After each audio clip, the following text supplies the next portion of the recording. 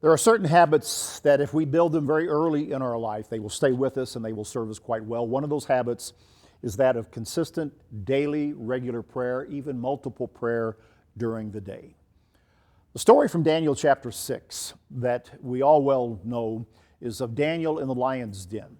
How did he get there? Well, Daniel was thrown into the lion's den because he defied the decree issued by the Persian king Darius to not pray to anyone but to him for a period of time.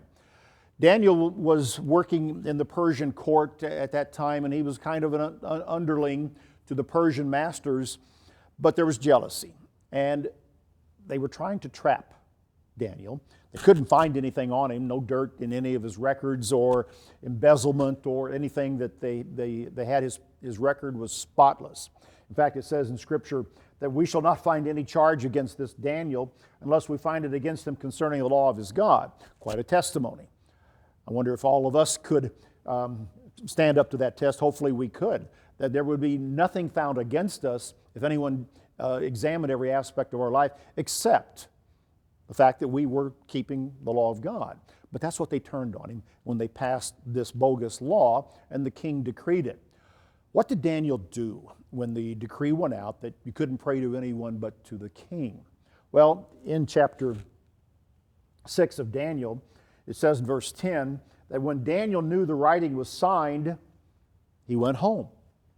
And in his upper room, with his windows opened toward Jerusalem, he knelt down on his knees 3 times a day and prayed and gave thanks before his God, as was his custom since his early days. That was Daniel's practice, his habit, built from his earliest days to pray regularly, even up to 3 times a day, to take all of his needs, his petitions to God.